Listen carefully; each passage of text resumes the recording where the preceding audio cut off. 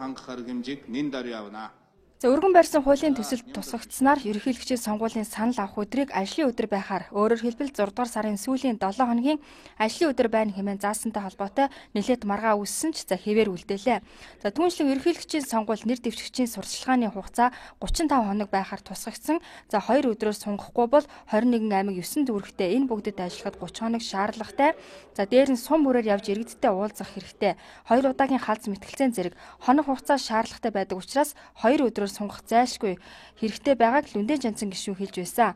За харин ч үүнийг эсрэгээрээ сурчлагын хугацааг аль болох богино болгох ёстой. 21 хоног бүр 7 хоног байхад ч буруудахгүй гэсэн санал гарч байсан. За энэ бүгд нь зардал багтай цомхон сонгуул явуулахад хэрэгтэй гэснээр Лүндэн Жанцан гишүүн саналаа татахад хүрсэн. За өнгөрсөн улсын хурлын чуулганд гадаадд амьдарч байсан иргэд элчин консулаараа дамжуулан сонгуульд оролцсон бол харин энэ удаагийн төрийн тэргүүнээ сонгох сонголтод гадаадд амьдарч байгаа иргэд оролцохгүй нь болтой байна. Тэгэхээр нөгөө чөлөөд нууц байдал гэдэг чинь байхгүй болчих гээд өгөө явуулна гэж байгаа. Энэ дээр бол ажлын хэсэг дээр бол би гадаадд байгаа иргэдийнхээ саналыг авах асуудал дээр одоо яриа байхгүй. Харин тэр ингээд шуудангаар өгөхөр чинь бол шүү дээ. Ингээд нөгөө шууданд хийсээр байгаад өнөөдрийн манай шуудан гिचнээ сайжирсан ч байлаа гэсэн zip код гэдэг юм их сайн болсон ч байлаа гэсэн цаг хугацааны хүчин зүйл хоёрт нь болоод ирэхээр бол нөгөө эн чинь тэгээд нэг хүн хаягаа тавьж явуул таарна шүү дээ. Дараа нь нэхэх эзэнтэй, буух эзэнтэй, буцах хаягтай байхын тулд ингээр чи нөгөө тэр хүний юмыг ингээд тооллоо. За тэгээд нөгөө нууц байдал гэдэг нь бол алдагдчих хамгийн наад. Энэ мэдлэнгийн хүндрэл байна. Энэ удаадаа бол шүү дээ. Тэр биежилж ирээ тэр дипломат болон консулын газараа өгдөг нь хаашаа байд юм бэ? Харин тэр инхийг сахиулахын газар энэ төр байгаагуудын одоо яадаг юм байгаа би хэлж мэдэхгүй байна.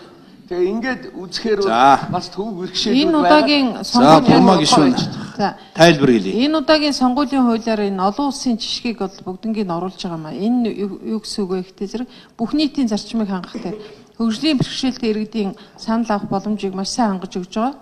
Өөрсдөө биечлэн ирж оролцох боломжуудыг хангаж өгч байгаа.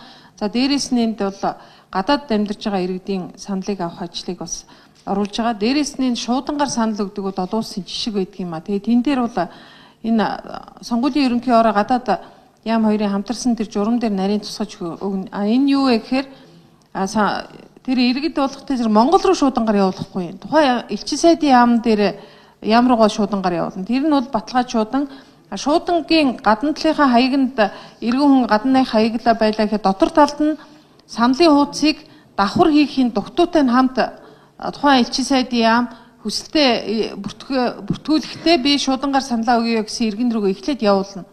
Тэгэхээр тэр саналын хуудасаа бүгэлжөөд битүүмжилсэн нэр хаяггүй дугтуун дотор хийж тэрийг наачаад тэгээд гадна талынхаа хаягнтай явуулах юм.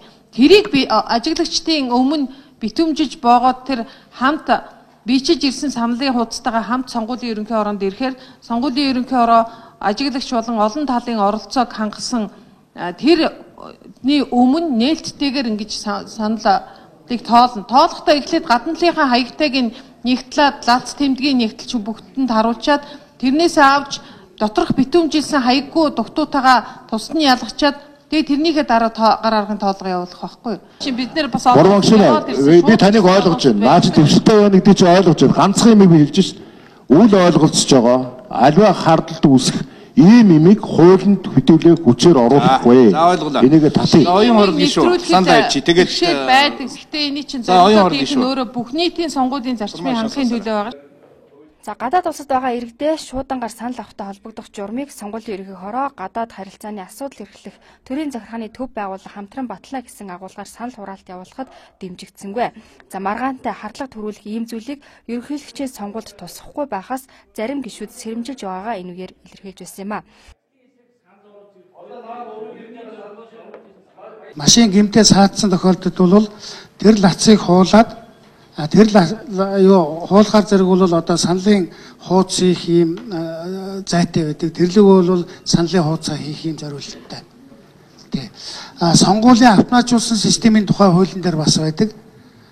Юу гэж байдгүй гэхээр зэрэг ямар нөхцөлд гар ажиллагаан шилжих вэ гэдэг ийм хуулийн заалт байдаг. Тэр нь бол автомат машин гацсан саадсан тохиолдолд гар ажиллагаан шилжинэ гэсэн залтууд.